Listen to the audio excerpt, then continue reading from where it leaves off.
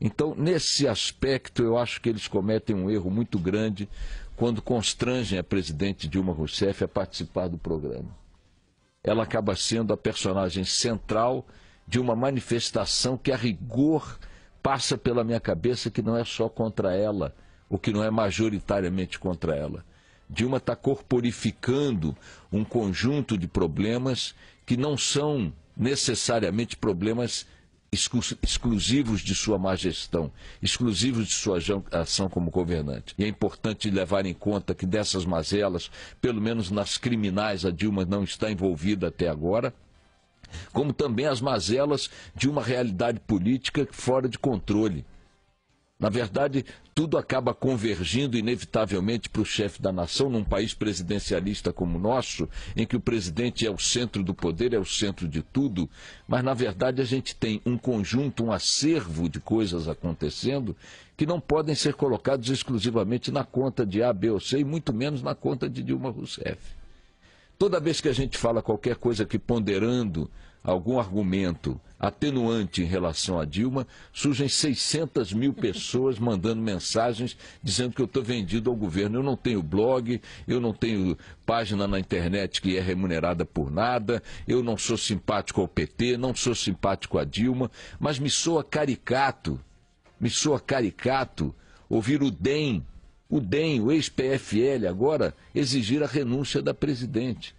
Me soa caricato que no Congresso Nacional a pauta esteja sendo conduzida segundo as vontades intestinas de Eduardo Cunha e Renan Calheiros. Me soa caricato que na tribuna do Senado Fernando Collor de Mello volte a dar palavras de ordem. Me soa caricato que uma classe política desmoralizada, desqualificada, atrás de cargos e de boquinhas, determine a crise que nós estamos vivendo. Sim, porque essa crise é uma crise econômica, mas ela é muito mais uma crise política. Ela é uma crise que está se armando a partir de artificialismos, de forçação de barra dentro do Congresso Nacional. A pauta que tem que ser votada de coisas objetivas para lidar com a crise econômica está empacada. E quando eles votam alguma coisa, votam para piorar o cenário, como foi ontem ou anteontem de noite, a votação do aumento salarial de categorias federais, com impacto de 10 bilhões de reais nas contas públicas. Quer dizer, num contexto desse, você imaginar que algum presidente vai conseguir surfar popularidade para poder aparecer na televisão sem ouvir panelaço, me parece um pouco ilusório. Eu fico me perguntando o seguinte: onde estão os elementos objetivos, concretos, legais, para se pedir o impeachment ou para se querer a renúncia de Dilma Rousseff? O Brasil já viveu uma inflação de 70% ao mês, 70% ao mês. Já tivemos índice de desemprego muito maior do que esse. Já vivemos crises econômicas maiores que essas. Então que papo é esse agora de querer eleger uma situação que nós sabemos que é grave, mas que sabemos também que não é inédita, como sendo a pior situação pela qual já passamos, para exigir os desfechos extremos que estão sendo exigidos. A Tatiana Vasconcelos estava falando mais cedo aqui que o pedido de renúncia da Dilma Rousseff agora é que tucanaram o impeachment. Onde estão as condições e os fatos objetivos para justificar o impeachment da presidente da República? Notem, eu estou defendendo a Dilma, eu não estou defendendo a Dilma, eu estou defendendo o processo constitucional. Quer tirar a Dilma do poder? Tira daqui a 3 anos, vai ter eleição. Vem o Michel Temer dizer que precisa de alguém que unifique o país. Quem seria, Michel? Você? Que integra um partido que pode ser encarado em alguns momentos como uma quadrilha? O PMDB age como quadrilha em muitas ocasiões e agiu ao longo da história com muitas ocasiões como quadrilha. Então, essa soma de conselheiros, palpiteiros e arautos do fim do governo vão criando esse clima em que não se consegue fazer nada nem enxergar nada a um palmo do nariz. Eu acho o seguinte: a dona Dilma Rousseff tem que pagar o pato pelo qual comprou. Que pato foi? Ela se elegeu presidente da República, tem que governar. Tem que parar de dar conversa a esses vagabundos do Congresso Nacional e governar. Tem que parar de dar conversa a articulações políticas de menor expressão, distribuindo carguinhos, distribuindo ministériozinho, distribuindo boquinha no país para poder governar. Tem que baixar os atos, fazer as ações, tomar as iniciativas objetivas que caracterizem um governo em funcionamento.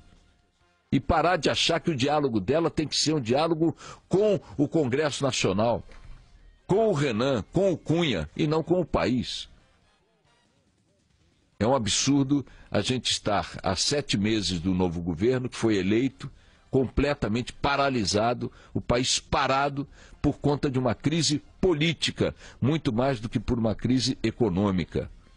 É preciso que alguma coisa caminhe, é preciso que as coisas andem naquilo que diz respeito às responsabilidades de Dilma.